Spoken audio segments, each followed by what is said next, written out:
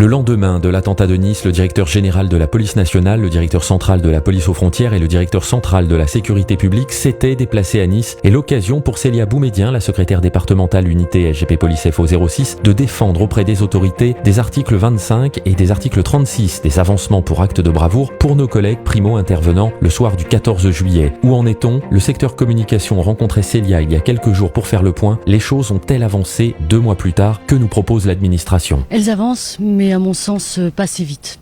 À l'heure où on parle, nous avons un collègue qui a été muté à la police aux frontières, les autres sont en attente. Cela concerne les articles 25.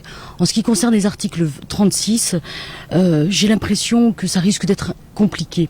Ça risque d'être compliqué parce que même si nous avons le directeur départemental qui est favorable à ces articles 36, l'administration a tendance à lever un petit peu le pied, être un petit peu plus regardante sur les différents dossiers et je pense que ça risque d'être plus difficile que prévu. Néanmoins, on ne va pas lâcher ce dossier qui est suivi au plus haut niveau par le Bureau national, par notre secrétaire général Yves Lefebvre, par Nicolas Comte, qui suivent ce dossier et je suis certaine qu'ils se battront et il y a une vraie solidarité dans les Alpes-Maritimes. Les collègues sont attentifs aux résultats de ces articles 36 et ils se mobiliseront s'il le faut. Les premiers intervenants, les primo-intervenants bénéficieront automatiquement d'un article 36 parce qu'ils ont fait usage de leur arme. Ceci étant, il y avait à côté d'eux d'autres collègues qui n'ont pas fait usage de leur arme et qui ont secouru des blessés, qui ont répondu présent. Il y a des collègues qui se sont engagés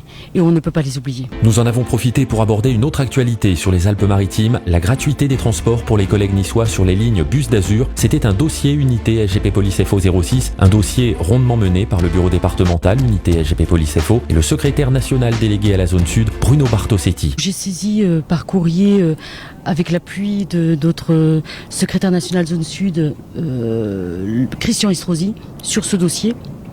Et nous avons effectivement, cela nous a permis d'avoir la gratuité des transports en commun sur les lignes bus d'Azur, lignes d'Azur, pour l'ensemble des collègues du département des Alpes-Maritimes. Concernant cette gratuité, Célia, est-ce que tu peux nous en dire un petit peu plus? Est-ce que c'est quelque chose qui est effectif dès à présent ou est-ce qu'il y a une date particulière à laquelle les collègues pourront commencer à emprunter cette ligne bus d'Azur? Alors cela est effectif dès à présent, donc les collègues peuvent donc emprunter les lignes d'Azur en montrant leur carte de réquisition.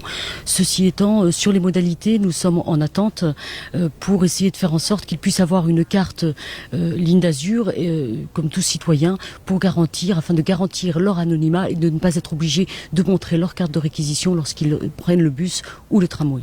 Merci beaucoup de ton efficacité, on te dit à très bientôt sur les Alpes-Maritimes et bon courage. Merci Laurent.